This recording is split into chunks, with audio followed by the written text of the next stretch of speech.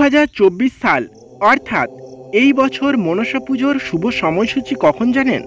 আর কবে হবে এই দেবীর পুজো এবং এই দেবীর পুজো করে আমাদের কি ফল লাভ হয় জানেন? যদি না জেনে থাকেন তাহলে আজকের এই সম্পূর্ণ ভিডিওটা ধৈর্য সহকারে দেখার অনুরোধ রইল, কারণ আজকের এই সম্পূর্ণ ভিডিওটা দেখলে আপনারা এই সমস্ত প্রশ্নের উত্তর খুব ভালোভাবে জানতে পারবেন এবছর মনসা পুজোর শুভ দিনক্ষণ কখন এই দেবীর মনসা পুজো করা যাবে এবং এই দেবীর পুজোর তিথিগুলি কোন দিন, আর আরও জানতে পারবেন এই দেবীর পুজো করলে আমাদের কি ফল পাওয়া যায়। তো বন্ধুরা, এবার আর বেশি কথা বাড়াবো না, সোজাসুজি চলে যাবো আজকের মূল আলোচনায়। কিন্তু মূল আলোচনায় যাওয়ার আগে বন্ধুরা, আপনাদের কাছে একটা ছোট্ট অনুরোধ, এখনও পর্যন্ত যারা আজকের ভিডিওটিতে লাইক করেননি তারা অতি অবশ্যই ভিডিওটিতে একটা লাইক করে চ্যানেলে নতুন হলে চ্যানেলটিকে সাবস্ক্রাইব করে পাশে থাকতে ভুলবেন না এবং কমেন্টে অবশ্যই জানাবেন জয় মা মনসা লিখে, এবং বন্ধু বা আত্মীয়দের সাথে ভিডিওটা প্রচুর পরিমাণে শেয়ার করুন। তো চলুন এবার মূল আলোচনায় যাওয়া যাক।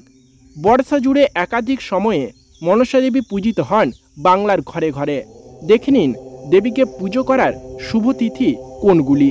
বর্ষায় গ্রাম বাংলার অন্যতম লৌকিক পার্বণ হল মনসা পুজো।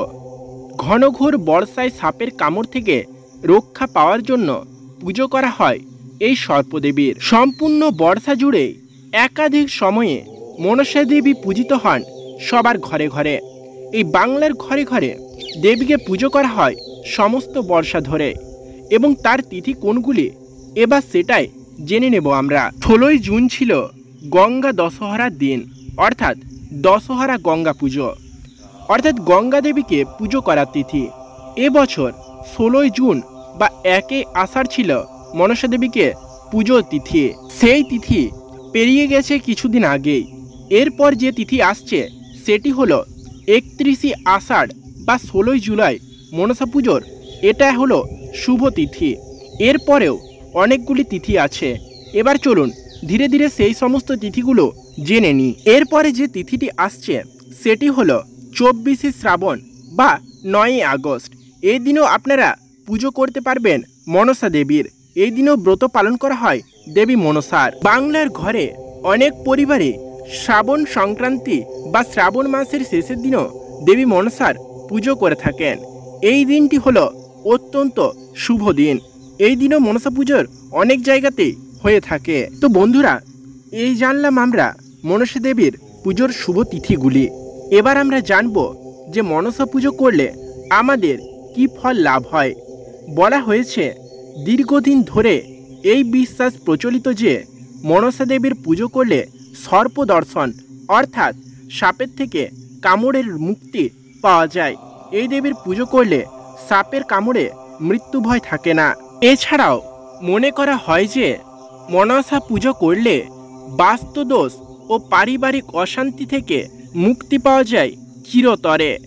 মনসা পুজো করলে আপনার যদি বাস্তুদোষ থেকে থাকে তাহলে তা অতি শীঘ্রই কেটে যাবে, এবং আপনার পরিবারে যদি সবসময় অশান্তি লেগেই থাকে, সবসময় রোগ অশান্তি ঝগড়া সবসময় যদি লেগে থাকে, কোনো কিছুতেই সেগুলি যদি না কাটিয়ে উঠতে পারেন তাহলে অবশ্যই আপনিও দেবী মনসার পুজো করুন।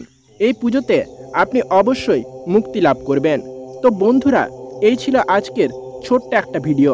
আশা করছি আজকের ভিডিওটি আপনাদের ভালো লেগেছে। তো বন্ধুরা, আবার ফিরে আসছে একটা নতুন ভিডিওর সাথে। ততক্ষণের জন্য ভালো থাকবেন, সুস্থ থাকবেন, দেখতে থাকবেন আজকের কথা। জয় মা মনসা।